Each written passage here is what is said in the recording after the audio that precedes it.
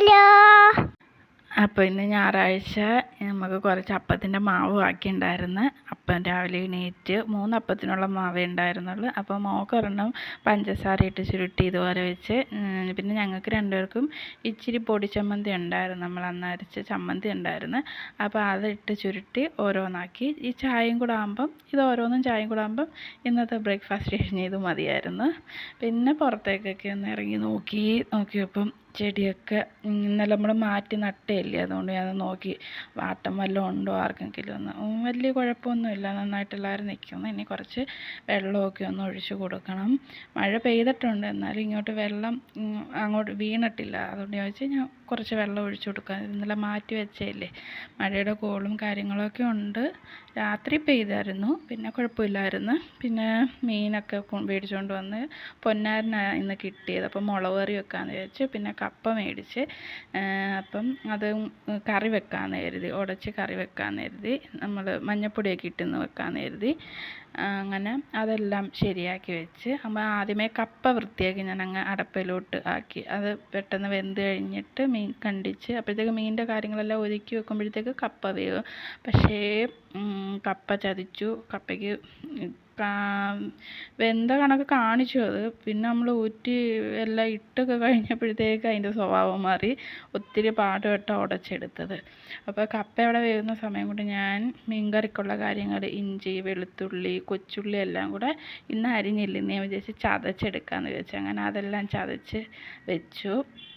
പിന്നെ നമ്മുടെ തക്കാളി, പച്ചമുളക്, കറിവേപ്പില എല്ലാം സെപ്പറേറ്റ് ഒരു കിണ്ണിയിലാക്കി വെച്ച്, മറ്റേത് ചതച്ച കല്ലിൽ തന്നെ വെച്ച്. പിന്നെ നമ്മൾ കപ്പയ്ക്കുള്ള കൂട്ട് വെളുത്തുള്ളി, ജീരകം, കറിവേപ്പില എല്ലാം എടുത്ത് വെച്ചു. മഞ്ഞൾപ്പൊടി പിന്നെ നമ്മൾ അതിനകത്ത് ഇട്ട് ഇളക്കിയെടുക്കത്തുള്ളൂ. അപ്പോൾ അതുകൊണ്ട് ഇതായിരുന്നു ഒത്തിരി പാടുപെട്ടിട്ട് ഇത്രയും ഉടച്ചെടുത്തത്. പിന്നെ ഇത് മോക്ക് ഇങ്ങനെ നമ്മൾ ഉടച്ച ഇതിൽ ഇങ്ങനെ അവൾക്ക് കപ്പ കൊടുക്കുന്ന ഭയങ്കര ഇഷ്ടമായിരുന്നു, കഴിച്ചോളൂ. അങ്ങനെ അത് അവൾക്കുള്ള പങ്ക് അവൾക്ക് കൊടുത്ത്.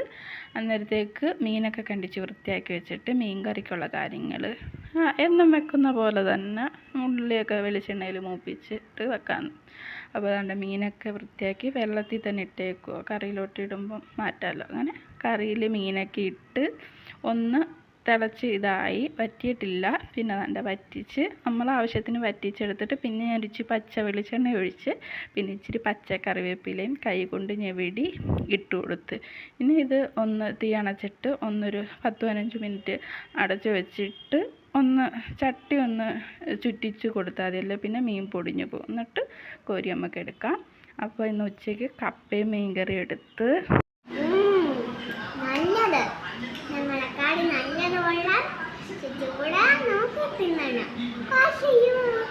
അങ്ങനെ അതെടുത്ത് വെച്ചപ്പോൾ ഇന്നലെ തിരിച്ച് ചോറ് ബാക്കിയുണ്ടായിരുന്നു. അപ്പോൾ വിചാരിച്ച് തൈരും കൂട്ടി കപ്പയോടെ കഴിക്കാനൊരു കൊതി തോന്നി. അപ്പോൾ പിന്നെ കപ്പ മാറ്റി വെച്ചിട്ട് ഓടിപ്പോയി ഇച്ചിരി ചോറും തൈരും എടുത്ത് അങ്ങനെ അത് കഴിച്ചു. സൂപ്പറായിരുന്നു. പിന്നെ വൈകുന്നേരം ആയപ്പോഴത്തേക്ക് കട്ടൻ ചായ ഇട്ട് കുടിച്ചു. അപ്പോഴത്തേക്ക് തകർത്ത് നല്ല രീതിയിൽ മഴ അത്രയും നേരം നിന്ന കോളെല്ലാം കൂടെ പെയ്തിറങ്ങാൻ തുടങ്ങി. അപ്പം വിചാരിച്ച് എന്തെങ്കിലും ഒന്നും ഉണ്ടാക്കാമെന്ന്. അപ്പോൾ ഉണ്ടായിരുന്നത് പയറാണ്. അപ്പോൾ നമ്മളെ മറ്റേ പയർ പായസമില്ലേ, അത് വെക്കാമെന്ന് കരുതി. ചൂടോടെ കുടിക്കാമല്ലോ എന്നും കരുതി പെട്ടെന്ന് പോയി. പെട്ടെന്നാവുമല്ലേ ഇത്, കുക്കറിൽ പയർ വേവുന്ന താമസമേ ഉള്ളൂ. അങ്ങനെ അത് വെച്ചു. പിന്നീട് നമുക്ക് രാത്രിത്തേക്ക് അരി വേണം. ഇത് നമ്മുടെ റേഷൻ അരിയാണ്, വെള്ള റേഷൻ അരിയില്ലേ, ചുവപ്പല്ല വെള്ള. അപ്പോൾ അത് രാത്രി വെക്കാമെന്ന് കരുതി. അപ്പോൾ അത് കഴുകി എല്ലാം എടുത്തിട്ട് വെള്ളം ഇച്ചിരി ചൂടുവെള്ളം ഒഴിച്ച് കുറച്ച് നേരം ഇട്ടേക്കും. എന്നിട്ട് നമുക്ക് വെക്കാറാകുമ്പോൾ എടുത്ത് ഇടുക ചെയ്യും. ഞാൻ അങ്ങനെ വെക്കുന്നത്, അങ്ങനെ ഇടുക ചെയ്യുന്നത്. അങ്ങനെ മഴ തകർക്കുന്നുണ്ട് വെളിയിൽ.